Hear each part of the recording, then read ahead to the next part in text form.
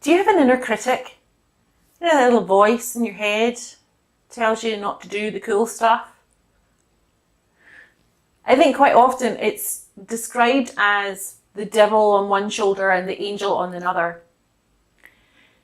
And I've had an inner critic for a long time, but as I have worked in the coaching industry and worked with so many different people over the years, I'm beginning to think that there's more than one inner critic at play.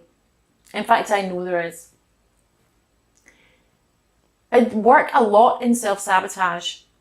People who are doing things that don't make sense. On the one hand, they really, really want to achieve something, but they keep on getting in their own way and stopping themselves from ever reaching that goal. So in my experience, what I've come to realize is that it's not just one inner critic that's at play. It's lots of them. Have you met these guys before? If you've watched the movie Inside Out, then this helps to describe some of what I'm trying to explain here. We all have parts of us that are really, really important. And when we try and do something without acknowledging all of the different parts of us, that's when we can get into trouble.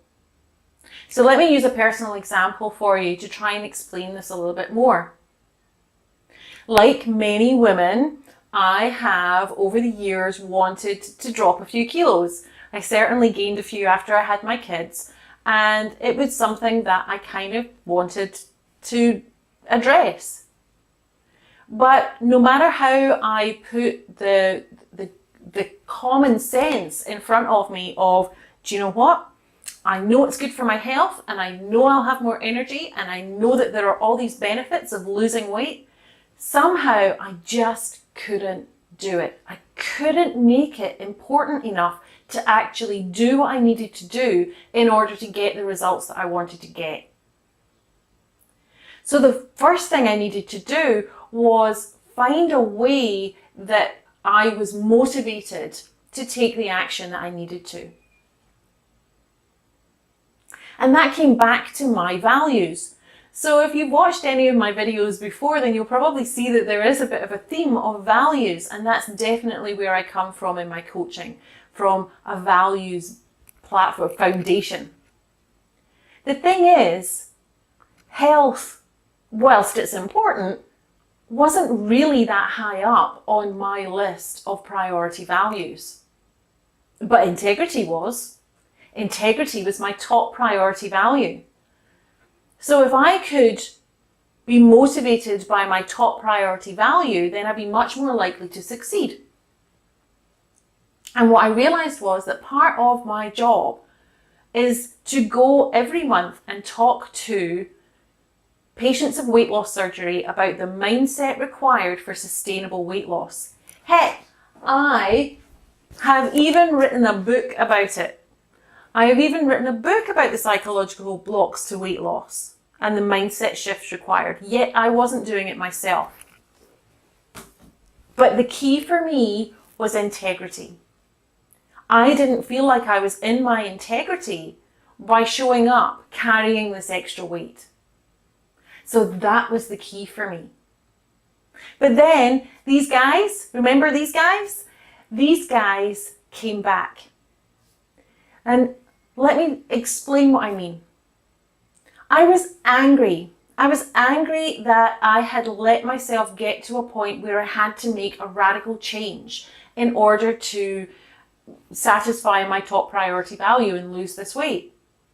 I was also angry that my 44-year-old body doesn't operate the same way that my 24-year-old body used to. I was sad. I was grieving for a lifestyle that I had enjoyed that I had to give up in order to have this goal. So there was an element of grief. I was disgusted. Well, I felt ashamed that, I knew better. I know what needs to be done. Hell, I wrote the book on it. But I hadn't done it. So I felt ashamed of past failures, which led nicely on to fear of failing again, But I was also joyful and excited about the prospect of this being the one that fitted.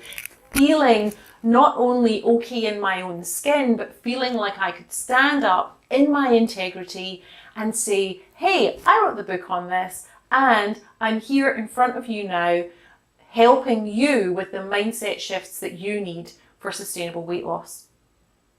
So when you think about your inner critic, think about all of these different parts of you that are at play. They all need to be acknowledged in order to work together to go forwards. Because otherwise, you just end up in a bit of a bun fight and you can end up staying where you are. So I hope this has been useful. I've been Lorraine Hamilton from Coach School and also the author of the Think programme. So if you would like to know more about coaching, you'd like to know more about the book, or you'd like to know more about becoming a coach, then I'd love to hear from you. Just click the link below this video.